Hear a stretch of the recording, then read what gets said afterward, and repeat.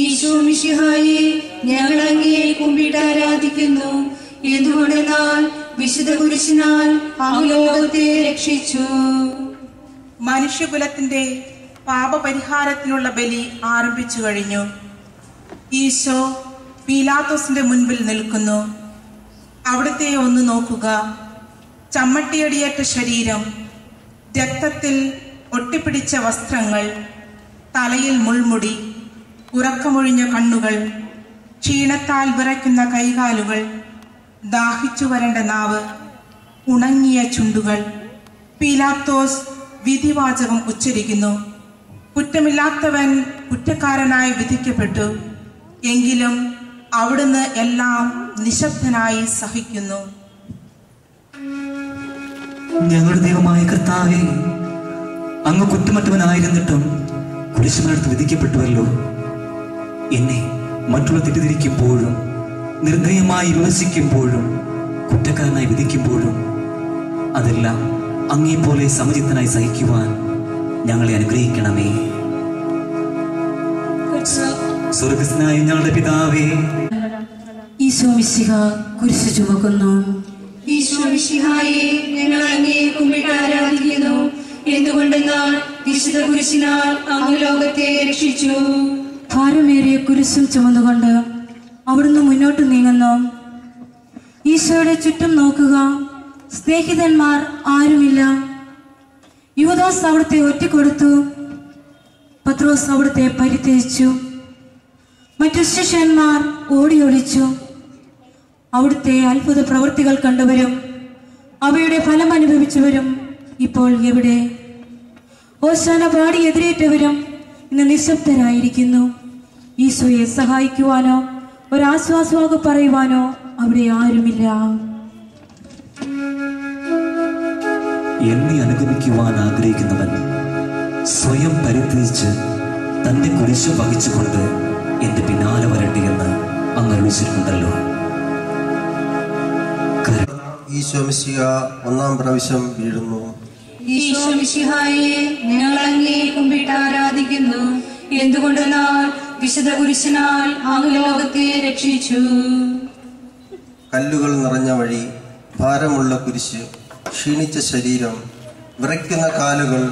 അവിടുന്ന് മുഖം കുത്തി നിലത്ത് വീഴുന്നു. മുട്ടുകൾ പൊട്ടി രക്തമൊലിക്കുന്നു. യൂതന്മാർ അവിടുത്തെ പരിഹസിക്കുന്നു. പട്ടാളക്കാർ അടിക്കുന്നു. ജനക്കൂട്ടം ആർത്തുവിളിക്കുന്നു. അവിടുന്ന് മിണ്ടുന്നില്ല. ഞാൻ സഞ്ചരിക്കുന്ന വഴികളിൽ അവർ എനിക്ക് കെളികൾ വെച്ചു. ഞാൻ വലത്തേക്ക് തിരിഞ്ഞു നോക്കി. എന്നെ അറിയുന്നവർ ആരുമില്ല. ഓടിയൊളിക്കുവാൻ ഇടമില്ല. എന്നെ രക്ഷിക്കുവാൻ ആളുമില്ല. അവിടുന്ന് നമ്മുടെ ഭാരം ചുമന്നു. നമുക്ക് വേണ്ടി അവിടുന്ന് സഹിച്ചു. കർത്താവേ, ഞാൻ വഹിക്കുന്ന കുരിശിനും ഭാരമുണ്ട്.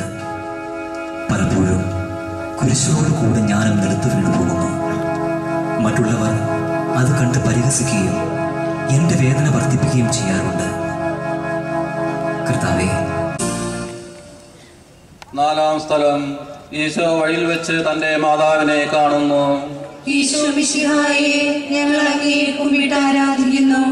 എന്തുകൊണ്ടെന്നാൽ വിശുദ്ധ കുരിശിനാൽ അങ്ങ് ലോകത്തെ രക്ഷിച്ചു. കുരിശ് യാത്ര മുന്നോട്ട് നീങ്ങുന്നു. ഇടയ്ക്ക് സങ്കടകരമായ ഒരു കൂടിക്കാഴ്ച. അവിടുത്തെ മാതാവ് ഓടിയെത്തുന്നു. അവർ പരസ്പരം നോക്കി. കവിഞ്ഞൊഴുകുന്ന 4 കണ്ണുകൾ, വിങ്ങിപ്പൊട്ടുന്ന 2 ഹൃദയങ്ങൾ. അമ്മയും മകനും സംസാരിക്കുന്നില്ല. മകന്റെ വേദന അമ്മയുടെ ഹൃദയം തകർക്കുന്നു. അമ്മയുടെ വേദന മകന്റെ ദുഃഖം വർദ്ധിപ്പിക്കുന്നു. 40-ാം ദിവസം ഉണ്ണിയെ ദേവാലയത്തിൽ കാഴ്ചവെച്ച സംഭവം മാതാവിന്റെ ഓർമ്മയിൽ വന്നു. നിന്റെ ഹൃദയത്തിൽ ഒരു വാൾ കിടക്കും എന്ന് പരിശുദ്ധനായ ശിമയോൻ അന്ന് പ്രവചിച്ചു. കണ്ണുനീരോട് കുഞ്ഞിക്കുന്നവൻ സന്തോഷത്തോടെ കൊയ്യുന്നു. ഈ ലോകത്തിലെ നിസ്സാര സങ്കടങ്ങൾ നമുക്ക് നിത്യഭാഗ്യം പ്രദാനം ചെയ്യുന്നു. ദുഃഖസമുദ്രത്തിൽ മുഴുകിയ ദിവ്യരക്ഷിതാവേ, സഹനത്തിന്റെ ഏകാന്ത നിമിഷങ്ങളിൽ അങ്ങേ മാതാവിന്റെ മാതൃക ഞങ്ങളെ ആശ്വസിപ്പിക്കട്ടെ. അങ്ങയുടെയും അങ്ങേ മാതാവിന്റെ സങ്കടത്തിന് കാരണം ഞങ്ങളുടെ പാപങ്ങളാണെന്ന് ഞങ്ങൾ അറിയുന്നു. അവയെല്ലാം പരിഹരിക്കുവാൻ ഞങ്ങളെ സഹായിക്കണമേ.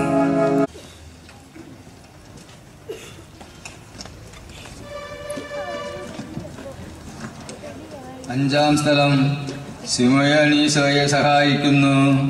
ഈശോ മിശിഹായെ ഞങ്ങൾ അങ്ങയെ കുമ്പിട്ട് ആരാധിക്കുന്നു. എന്തുകൊണ്ടെന്നാൽ വിശുദ്ധ കുരിശിനാൽ അങ്ങ് ലോകത്തെ രക്ഷിച്ചു. ഈശോ വളരെയധികം തളർന്നു കഴിഞ്ഞു. ഇനി കുരിശോടുകൂടെ മുന്നോട്ട് നീങ്ങുവാൻ ശക്തനല്ല. അവിടുന്ന് വഴിയിൽ വെച്ച് തന്നെ മരിച്ചു പോയേക്കുമെന്ന് യൂതന്മാർ ഭയന്നു. അപ്പോൾ ശിമോൻ എന്നൊരാൾ വയലിൽ നിന്ന് വരുന്നത് അവർ കണ്ടു. ക്യൂറിയൻകാരനായ ആ മനുഷ്യൻ അലക്സാണ്ടറിന്റെയും റോപ്പസിന്റെയും പിതാവായിരുന്നു. അവിടത്തെ കുരിശ് ചുമക്കുവാൻ അവർ അയാളെ നിർബന്ധിച്ചു. അവർക്ക് ഈശോയോട് സഹതാപം തോന്നിയിട്ടല്ല, ജീവനോടെ അവിടുത്തെ കുരിശിൽ തറയ്ക്കണമെന്ന് അവർ തീരുമാനിച്ചിരുന്നു. കരുണാനിധിയായ കർത്താവേ, ഈ സ്ഥിതിയിൽ ഞാൻ അങ്ങേ കണ്ടിരുന്നുവെങ്കിൽ എന്നെ തന്നെ വിസ്മരിച്ച് ഞാൻ അങ്ങേ സഹായിക്കുമായിരുന്നു. എന്നാൽ എൻ്റെ ഈ ചെറിയ സഹോദരന്മാരിൽ ആർക്കെങ്കിലും നിങ്ങൾ സഹായം ചെയ്തപ്പോഴെല്ലാം എനിക്ക് തന്നെയാണത് ചെയ്തതെന്ന് അങ്ങ് അരുളിച്ചിട്ടുണ്ടല്ലോ.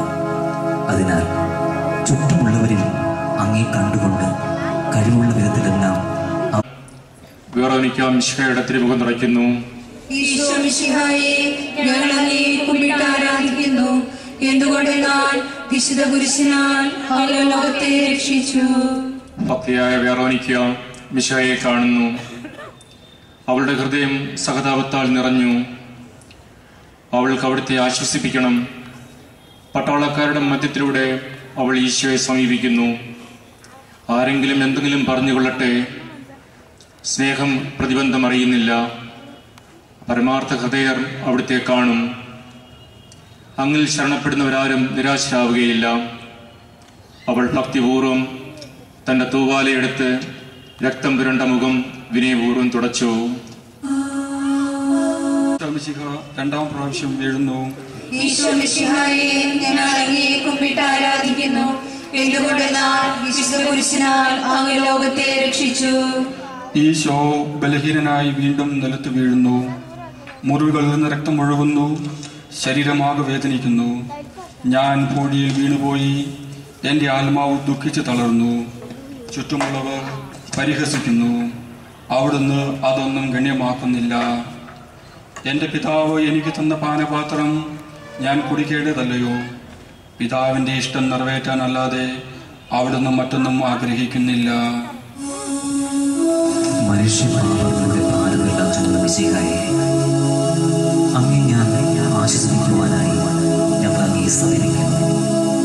അങ്ങേ കൂടാതെ ഞങ്ങൾക്കൊന്നും ചെയ്യുവാൻ സാധ്യമല്ല. ജീവിതത്തിന്റെ ഭാരത്താൽ ഞങ്ങൾ തളർന്നു വീഴുകയും എഴുന്നേൽക്കുവാൻ കഴിവില്ലാതെ വലയുകയും ചെയ്യുന്നു.